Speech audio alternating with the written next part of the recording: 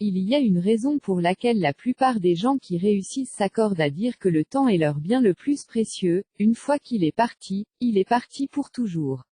Contrairement à l'argent, vous ne pouvez pas gagner plus de temps. Malheureusement, la plupart d'entre nous sous-estiment le temps qui nous a été accordé. Nous le gaspillons en faisant passer les besoins des autres avant les nôtres. Nous passons un week-end entier à ne rien faire. Et nous sommes constamment distraits par des choses qui ne sont pas importantes. L'an dernier, une lettre écrite par une jeune femme mourante est devenue virale. Elle y exhortait les gens à vivre vraiment.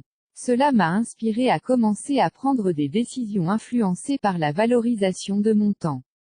Concentrez-vous sur la vue d'ensemble. Avec tant de distractions qui nous assaillent quotidiennement, il est facile de perdre de vue l'ensemble de la situation. C'est parfois inévitable si vous faites face à une crise d'affaires ou à une urgence familiale. Mais si nous sommes constamment distraits par des choses comme les médias sociaux, le courriel et les priorités des autres, nous devenons frustrés et stressés parce que nous ne répondons pas à nos propres besoins et désirs. Pour vous assurer que vous restez concentré sur l'ensemble de la situation, posez-vous la question suivante: quels sont les objectifs que je veux atteindre? Qu'est-ce que je regretterais de ne pas avoir réussi?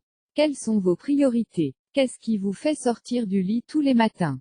Répondre à ces questions donne un sens à votre vie. Et quand vous aurez un but, vous serez motivé à vous concentrer et à faire tout ce que vous pouvez pour atteindre votre plein potentiel. Planifiez la façon dont vous voulez passer vos journées. Imaginez-vous vous réveiller un jour sans aucun plan.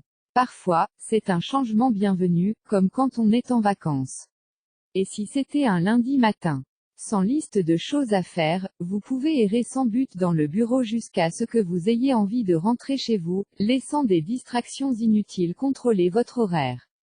Quelle journée perdue! Pire encore, en ne planifiant pas nos journées, nous ne pouvons pas progresser vers les objectifs qui nous aideront à concrétiser l'image globale que nous avons en tête.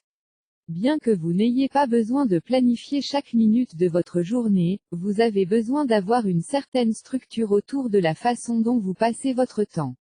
Je passe mes dimanches après-midi à planifier toute ma semaine, puis je revois mon horaire tous les soirs avant de me coucher. Cela comprend généralement les 3 priorités que je dois accomplir chaque jour, ainsi que des blocs pour des choses comme les réunions, le courriel et le temps familial. Je me fais également un point d'honneur de prendre un crayon à des moments précis pour prendre soin de moi, ce qui comprend souvent l'exercice, la réflexion, l'apprentissage ou le simple fait de prendre 5 minutes pour reprendre mon souffle. Passez votre temps à bon escient. Nous avons tous été coupables de perte de temps. Au lieu de suivre la voie de la moindre résistance et de la débauche en regardant Netflix, tirez le meilleur parti de vos minutes et établissez des priorités. Je priorise mes tâches via Google Agenda. Rappelez-vous quand vous planifiez de mettre un 1 ou un 2 avant une tâche afin de prioriser naturellement les choses qui sont en double réservation. Idéalement, lorsque vous avez du temps libre, vous devriez le consacrer à des activités qui sont utiles, qui vous aident à grandir en tant que personne ou à atteindre vos objectifs. Par exemple, passer du temps de qualité avec vos proches, lire, apprendre une nouvelle compétence, faire de l'exercice, faire du bénévolat, organiser votre bureau, mettre à jour vos finances ou vous préparer pour la semaine en préparant vos vêtements ou vos repas. Faites savoir aux autres que votre temps est précieux.